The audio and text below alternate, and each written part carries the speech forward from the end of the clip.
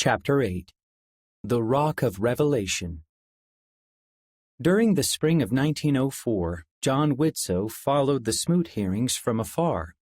His friend and mentor, Joseph Tanner, now serving as the superintendent of church schools and a counselor in the Sunday School General Presidency, was one of several saints summoned to testify before the Senate committee. Since Joseph had married plural wives after the manifesto, he refused to submit to the investigation and instead fled to Canada. "I do not feel at all alarmed," he wrote to John in late April, signing the letter with an alias. "When the Smoot case is decided, we shall have rest, perhaps for a while." Like other saints, John believed the Smoot hearings were simply another trial of faith for the church. He and Leah Widtsoe were back in Logan. Along with their daughter Anna, they had a son, Marcel, and a baby on the way. Another son, John Jr., had died in February 1902, a few months before his first birthday. The rest of the Widtsoe family was far away. John's mother Anna and her sister Petrolina Garden had left Utah to serve a mission in Norway, their homeland, in 1903. In a letter to Leah, John's mother described their work. "We have met many old friends and talked with them about the gospel, many who never have had a conversation with a Latter-day Saint before," she wrote. "We are trying to knock on the door of tradition, but it is not easy work to get it open."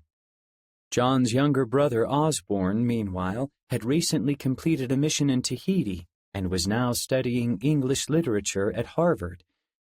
Leah worked at home with the children and served on her Stake Young Ladies Mutual Improvement Association board. She also wrote monthly lessons on home economics for the Young Woman's Journal. Each lesson was part of a year-long course that young women in the church could study and discuss in their YLMIA meetings. Leah approached each lesson scientifically, drawing on her university training to teach her readers about cooking, home furnishing, first aid, and basic medical care.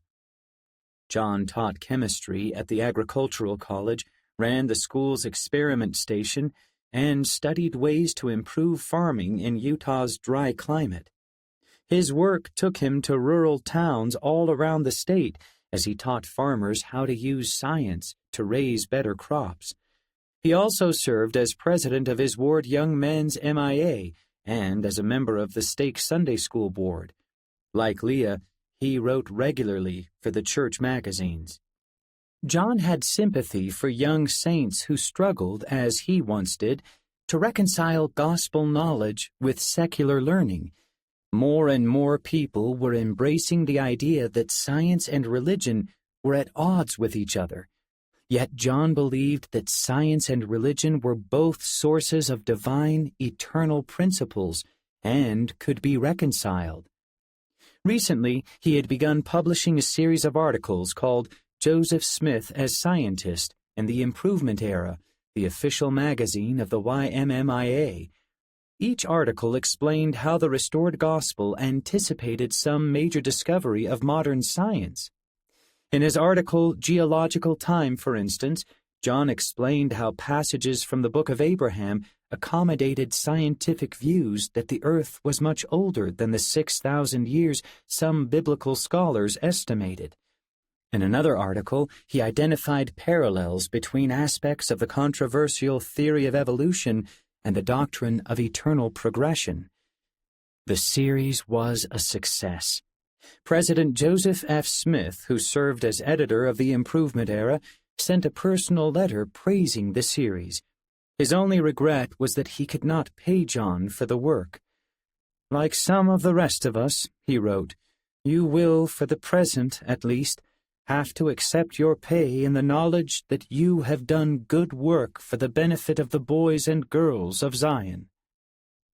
"Our situation seems most serious now," Apostle Francis Lyman wrote in his journal. Joseph F. Smith's testimony at the Reed-Smoot hearing had done little to resolve the Senate committee's concerns about the existence of post-manifesto plural marriages in the church. Nor did it help the saints' case that Apostles John W. Taylor and Matthias Cowley, acting on the advice of church leaders, made themselves scarce soon after the Senate committee summoned them to testify at the hearings. Like Joseph Tanner and other church members, both men had married plural wives after the manifesto. The two apostles had also performed many new plural marriages and encouraged saints to keep the practice alive. As president of the 12, Francis had resolved that each man in the quorum should comply with the newly issued Second Manifesto. He had sent letters to several apostles advising them of the First Presidency's determination to implement the proclamation. "It is well that we shall understand this important matter alike and govern ourselves accordingly," he wrote, "that there shall be no dissensions or disputations among us." Later, President Smith assigned Francis to make sure that no more plural marriages took place in the church. Since the late 1880s, some apostles had been authorized to perform sealings outside of temples for outlying areas. In September 1904, President Smith declared that all sealings must now take place in temples, thus making it impossible for saints to enter into legitimate plural marriages in Mexico, Canada, or elsewhere. Francis promptly informed the apostles of this decision. In December, President Smith sent Francis to persuade John W. Taylor to testify at the Smoot hearings. Francis found John W. in Canada and encouraged him to follow the prophet's counsel. At last, John W. agreed to testify and began preparing to travel to Washington. That night, Francis went to bed, his mission a success. But at 3 o'clock in the morning, he awoke trembling. The thought of John W. testifying at the hearings troubled him. John W. was deeply committed to plural marriage. If he revealed that he had performed post-manifesto plural marriages, it would embarrass the church and ruin Reed Smoot's chances of serving in the Senate. A quiet, peaceful feeling settled over Francis as he considered advising John W. against going to Washington. He asked the Lord to confirm that this was the correct course to take. A gentle sleep overtook him, and he dreamed that he saw President Wilford Woodruff. Surprised and full of emotion, he called out President Woodruff's name and threw his arms around him. He then awoke, confident that his change of mind was right. He sought out John W. immediately and told him about the dream. John W. was ready to leave for Washington, but he was relieved when Francis counseled him not to go. Francis returned to Salt Lake City a short time later. Joseph F. Smith approved of his work in Canada, yet the question remained of what to do with the two apostles. President Smith knew he needed to demonstrate that the church was firmly committed to ending plural marriage. To satisfy the Senate committee, he would have to formally distance John W. and Matthias from church leadership, either by disciplining them or by asking them to resign. He relished neither option. Church leaders were split on how to handle the crisis. In October 1905, however, advisors to Reed Smoot warned them that time was running out for the church to act. While testifying before the Senate committee earlier that year, Reed had promised that church authorities would investigate the charges made against John W. and Matthias. 6 months later, no investigation had taken place, and now some senators were questioning Reed's honesty. To postpone an investigation any longer would signal to the world that church leaders were acting in bad faith when they claimed to be actively opposing polygamy. The two apostles were summoned to church headquarters, and over the next week, the 12 met day after day to discuss what to do. At first, John W. and Matthias defended their actions, drawing a distinction between the Church's formal withdrawal of support for plural marriage and their individual choice to continue entering into new marriages. Neither man fully sustained the Second Manifesto, however, a position now incompatible with good standing in the Church. Ultimately, the quorum asked the two apostles to sign resignation letters. At first, John W. refused to resign. He accused his quorum of giving in to political pressure. Matthias responded more mildly, but he too was reluctant to comply. In the end, though, both men wanted what was best for the Church. They signed the papers, willing to sacrifice their place in the 12 for the larger good. It was a very painful and serious ordeal, Francis wrote that day in his journal. We were all very sorely distressed over it. John W. and Matthias left the meeting with the goodwill and blessings of their brethren, but while the 12 allowed them to retain their church membership and apostleship, they were no longer members of the quorum. 2 months later, on the morning of December 23, 1905, Susa Gates climbed into a carriage in Vermont, in the northeastern United States.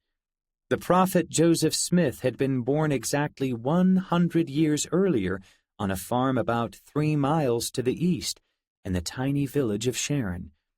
Now Susa and around 50 saints were going to the farm to dedicate a monument to his memory.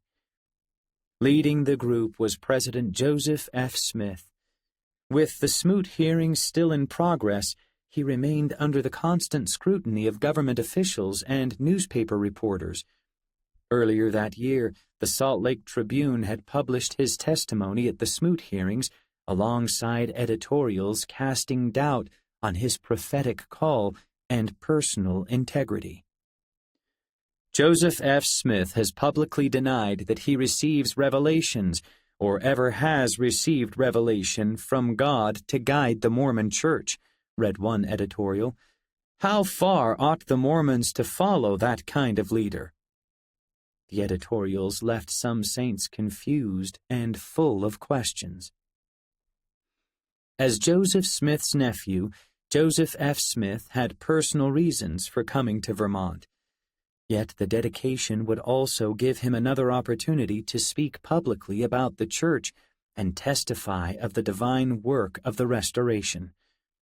Once Susa and the party were situated in their carriages, they set out for the dedication ceremony. The farm was at the top of a nearby hill, and the steep country roads were muddy with thawing snow. Local workers had hauled the 100-ton monument along the same roads, piece by piece. At first, they had simply planned to pull the load with draft animals, but when a team of 20 strong horses could not budge the stone, workers spent nearly 2 grueling months dragging the monument up the hill with a horse-drawn system of ropes and pulleys. Nearing the farm, the party gasped as they rounded the final bend in the road. Ahead of them was a polished granite obelisk reaching 38.5 feet into the sky, a foot for each year of Joseph Smith's life.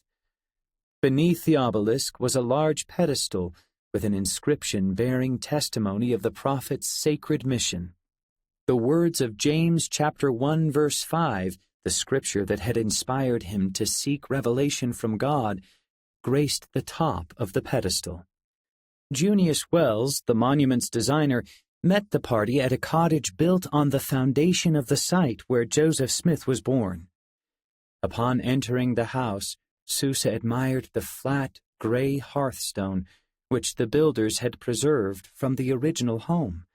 Most of the saints who had known the prophet personally were now dead, but this hearthstone was an enduring witness of his life. She could imagine him playing beside it as a toddler. The service began at 11 o'clock. As he dedicated the memorial, President Smith gave thanks for the restoration of the gospel and asked a blessing on the people of Vermont who supported the monument's construction. He set the site apart as a place where people could come to meditate, learn more about Joseph Smith's prophetic mission, and rejoice in the restoration. He likened the foundation of the monument to the church's foundation of prophets and apostles, with Jesus Christ as the chief cornerstone. He also compared its base to the rock of revelation on which the church was built. In the days that followed, Susa, Joseph F. Smith, and other saints took a short tour of church sites in the eastern United States. Under President Smith's direction, the church had begun purchasing several sites sacred to its history, including the Carthage jail, where his father and uncle had been killed. Other church historic sites in the eastern states remained out of the church's hands, although their owners generally gave the saints permission to tour them. In Manchester, New York, the group walked reverently through the woods where Joseph Smith had seen his first vision of the Father and Son.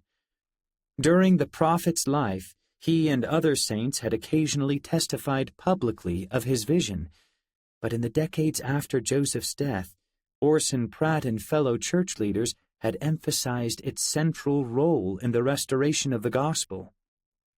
An account of it now appeared as scripture in the Pearl of Great Price, and missionaries frequently referred to it in their discussions with people outside the church. A profound sense of awe rested over Susa and her companions as they pondered the sacred event. Here the boy kneeled in absolute faith, Susa reflected. Here, finally, earth's fountains burst, and truth, the sum of existence, swept down on the beams of direct revelation.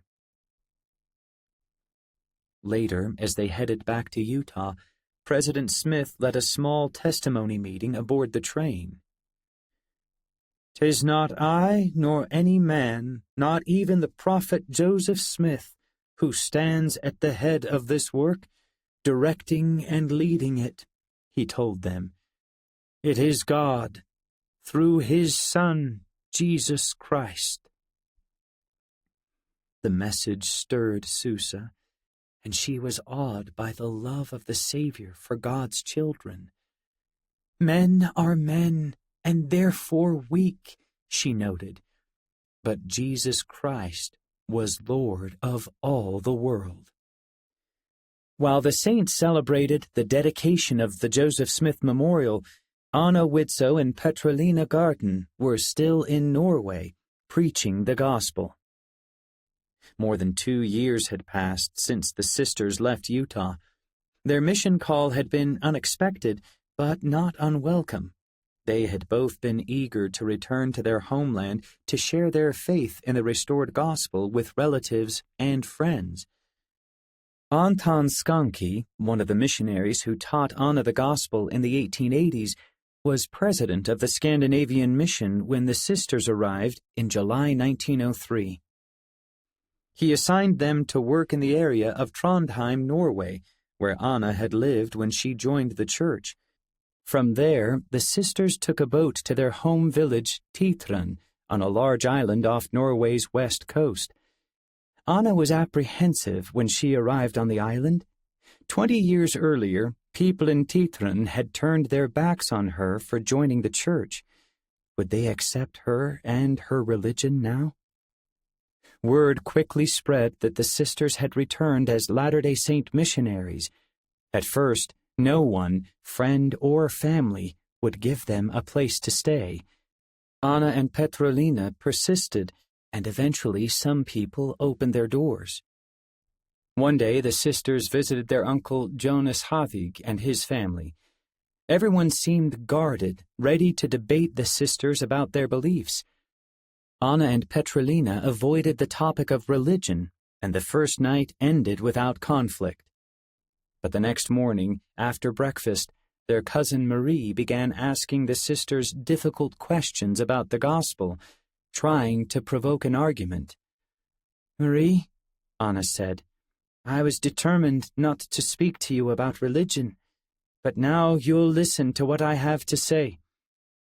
She bore a forceful testimony, and Marie listened in silence. But Anna could tell that her words had no effect. She and Petrolina left the house later that day, heartbroken over what had happened. The sisters soon returned to Trondheim, but they went back to Tithrin several times over the next 2 years. The people grew more welcoming as time went on, and Anna and Petrolina were eventually invited into every home in town. Their service in other parts of Norway was also challenging, but the sisters were grateful they had experience in church service before they left for their mission. They were also grateful that they spoke Norwegian before they arrived. "We take our part more on all occasions than the young missionaries who can't speak the language, neither when they come nor when they go home," Anna informed John in a letter. As happy as missionary work made Anna, she missed her family in Utah. John, Osborne, and Leah wrote regularly.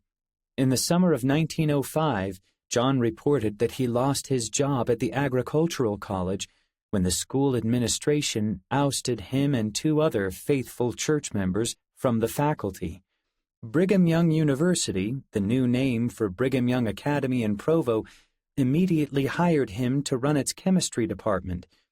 Since its founding in 1875, the school had grown into the church's preeminent institution of higher learning, and John gratefully accepted the job. Osborne, meanwhile, graduated from Harvard and accepted a position as head of the English department at Latter-day Saints University in Salt Lake City. "God has been good with us," Anna told John in a letter. "I believe we have been able, with the Lord's help, to do something good. We have seen much fruit of our labor here, and I hope and pray to God that we may also be assisted by Him in the new year, as in the year past." In January 1906, mission leaders assigned Anna and Petrolina to remain in Trondheim to finish their mission among family members and do genealogical research. Their relatives were still not interested in the gospel, but the sisters no longer sensed hostility and suspicion from them. They took comfort in this change. They had done their part to serve the Lord in Norway. That summer, European saints learned that President Joseph F. Smith was taking a brief tour of their continent. The news thrilled 11-year-old Jan Ruthoff, especially when he heard that the prophet's first appearance would be in the Netherlands, where Jan lived. The boy was too excited to talk about anything else. Several years earlier, Jan had caught a disease that infected his eyes and made him sensitive to light. His mother, Hendriksja, a single parent, kept him out of school and tried to make him as comfortable as possible by hanging curtains so he could play in the dark. But he eventually went blind, and doctors told his mother that he would never regain his sight. Jan now wore bandages over his eyes to protect them from the light, but he knew that if anyone could heal his eyes, it was a prophet of God. "Mother, he is the most powerful missionary," he said. "All he has to do is look into my eyes, and I will be well." Jan's mother believed that the Lord could heal him, but she was reluctant to encourage him to seek President Smith's help. "The president is very busy just now," she replied. "There are hundreds of people who want to see him. You are only a boy, my son, and we must not intrude." On August 9, 1906, Jan and his mother attended a special meeting in Rotterdam, where President Smith spoke to about 400 saints. As Jan listened to him speak, he tried hard to picture the prophet. Before losing his eyesight, Jan had seen a photograph of President Smith, and he remembered his kind face. Now he could hear kindness in the prophet's voice as well, even though he had to wait for a missionary to translate the words into Dutch before he understood them. President Smith spoke about the power of missionaries. "It is their business to come to you and to show you the greater light," he said. that your eyes may be opened, that your ears may be unstopped, that your hearts may be touched with a love for the truth." Jan's faith did not waver. After the meeting, his mother led him to a doorway where President Smith and his wife Edna were greeting the saints. "This is the president, little Jan," Hendriksje said. "He wants to shake hands with you." Taking him by the hand, President Smith lifted away Jan's bandages. He then touched the boy's head and peered into his inflamed eyes. "The Lord bless you, my boy," he said. "He will grant you the desires of your heart." Jan did not understand President Smith's English, but his eyes had already begun to feel better. When he arrived home, he could not suppress his joy. He tore off his bandages and looked toward the light. "See, Mother," he said, "they are healed. I can see well." His mother hurried to him and tested his vision in every way she could imagine. Jan could indeed see just as well as he could before the disease. "Mama," said Jan, "the president's name is Joseph F. Smith, isn't it?" "Yes," his mother said. "He is a nephew of the prophet Joseph." "I shall pray for him always," Jan said. "I know he is a true prophet." After leaving Rotterdam, Joseph F. Smith and his party traveled east to Germany, where around 3,000 saints lived. The Swiss-German mission was the fastest-growing mission in the Church, yet Germany's religious freedom laws did not recognize the Church or protect it from persecution, which was on the rise after scandalous reports of the Smoot hearings reached Europe. Some German ministers, stung by the loss of members from their congregations, worked with the press to turn public opinion against the saints. The police drove missionaries out of towns and kept church members from meeting together, administering the sacrament, or using the Book of Mormon or other Latter-day Scriptures. After stopping in Berlin to meet with local church members, missionaries, and a small group of American Latter-day Saints studying music in the city, President Smith and his party traveled south to Switzerland. At a conference in Bern, the prophet counseled the saints to submit to their local governments and respect the religious beliefs of others. "We do not wish to force our ideas on the people, but to explain the truth as we understand it," he said. "We leave it to the individual to accept it or not."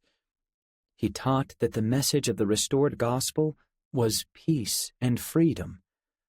"One of its most glorious effects on people," he said, "is that it frees them from the bands of their own sins, cleanses them from sin, brings them into harmony with heaven, makes them into brothers and sisters under the covenant of the gospel, and teaches them to love their fellow human beings." President Smith closed his sermon with a prophecy of future days.